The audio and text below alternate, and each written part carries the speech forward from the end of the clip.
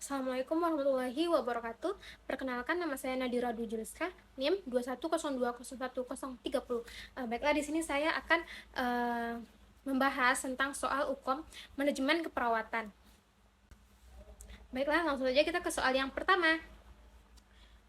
Soalnya yaitu Kepala Ruangan ICU sedang merencanakan pengembangan staf melalui pendidikan dan pelatihan selama 6 bulan untuk meningkatkan kemampuan serta keterampilan staf yang berada di ICU tersebut.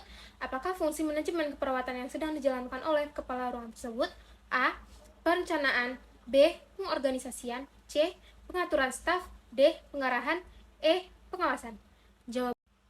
Baiklah, jadi jawabannya adalah C, yaitu pengaturan staf. Kenapa pengaturan staf? Yaitu pembahasannya, pengaturan staf adalah proses memberikan bimbingan kepada staf agar mereka mampu bekerja sama secara optimal dan melakukan tugas-tugasnya sesuai dengan keterampilan yang mereka miliki, sesuai dengan dukungan sumber daya yang tersedia. Langsung saja kita ke soal yang kedua, yaitu seorang kepala ruang bangsal penyakit dalam pada hari yang sama harus menghadiri beberapa kegiatan. Pada pukul 8 WIB, rapat dengan direktur. Kemudian pukul 10 WIB, memimpin ronde keperawatan. Dan pukul 8.30 WIB, harus mengikuti rapat rutin bulanan di ruangan. Apakah kemampuan yang harus dimiliki oleh kepala ruangan tersebut? A. Kecerdasan emosional. B. Pengelolaan waktu yang efektif. C. Pengetahuan yang luas. D. Stamina yang bagus. E. Kerja cepat selesai. Ya, jawabannya adalah B. Kenapa B? B, yaitu pengelolaan waktu yang efektif. Karena pengelolaan waktu merupakan perencanaan, pengorganisasian, penggerakan, dan penguasaan produksi waktu. Produktivitas waktu. Waktu menjadi salah satu sumber daya untuk kerja, sumber daya yang harus dikelola secara efektif dan efisien. Efektivitas terlihat dari tercapainya tujuan menggunakan waktu yang telah ditetapkan sebelumnya. Kata efisien tidak lain mengandung dua makna, yaitu makna pengurangan waktu yang ditentukan dan makna investasi waktu menggunakan waktu yang ada. Oke, lanjut soal yang ketiga. Seorang kepala ruangan memberikan tugas kepada salah seorang perawat pelaksana baru untuk langsung berdinas di ruang rawat tanpa adanya orientasi dan pengerahan ruangan.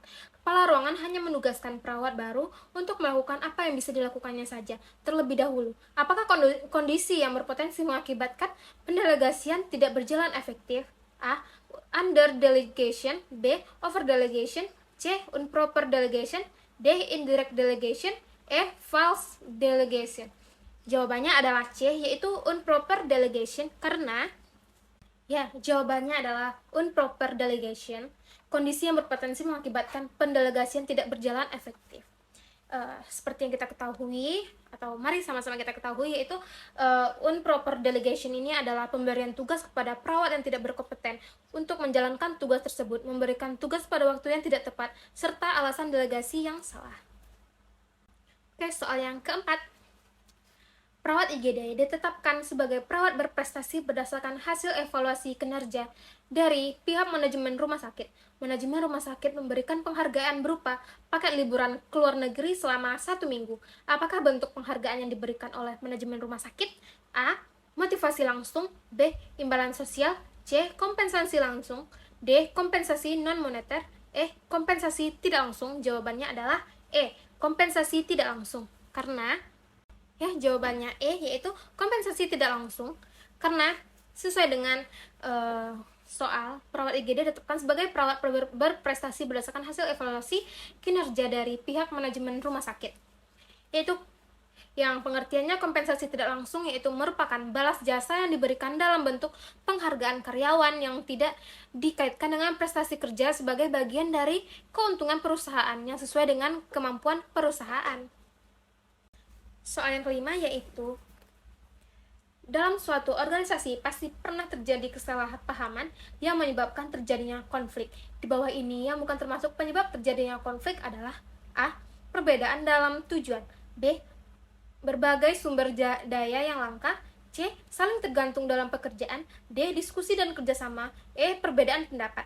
Jawabannya adalah D. Diskusi dan kerjasama. Jawabannya adalah D, diskusi dan kerjasama. Sesuai yang objektif di soal, itu ada perbedaan dalam tujuan, berbagai sumber daya yang langka, saling tergantung dalam pekerjaan dan perbedaan pendapat. Di situ adalah hal-hal yang konflik yang berada di suatu organisasi.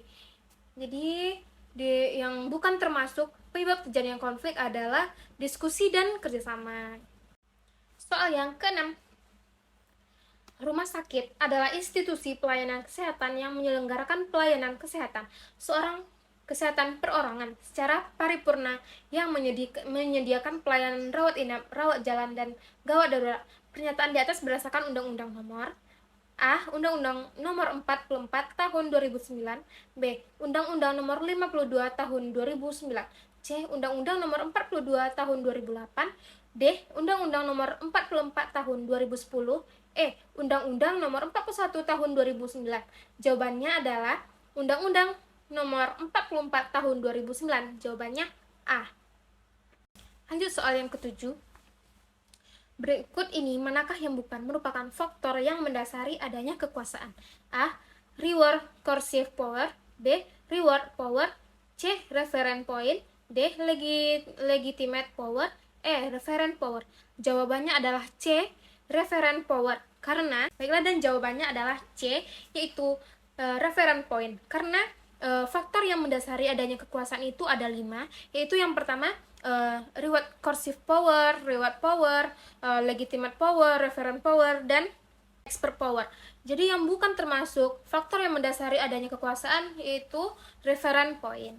Soal yang ke-8 yaitu hambatan-hambatan yang dialami oleh delegator kecuali A. Keseganan untuk mengembangkan bawahan. B. Takut tidak disukai. C. Rasa aman. D. Kurangnya kepercayaan pada bawahan. E. Kesempurnaan menyebabkan kontrol yang berlebih. Jawabannya adalah C. Rasa aman. Soal ke-9 yaitu kepemimpinan adalah seni atau proses untuk mempengaruhi orang lain sehingga mereka bersedia dengan kemampuan sendiri dan secara antusias bekerja untuk mencapai tujuan organisasi. Menurut pendapat para ahli yaitu A. Swanberg. B. Weyrich dan Kunz. C. Gillis. D. Heyrigel. E. Slocum. Jawabannya adalah B. Weyrich dan Kunz. Baik, soal terakhir, soal nomor 10. Menurut McGregor 2010 menyatakan ada 4 variabel besar yang diketahui sekarang untuk memahami kepemimpinan, kecuali A. Sikap. B. Karakteristik pemimpin. C. Karakteristik dan organisasi. D. Keadaan ekonomi, politik, dan lingkungan sosial. E. Prosedur organisasi. Jawabannya adalah E. Prosedur organisasi. Baik, itulah 10 soal UKOM manajemen keperawatan yang sudah saya bahas. Semoga dapat dipahami. Lebih dan kurangnya saya sudahi dengan Assalamualaikum warahmatullahi wabarakatuh.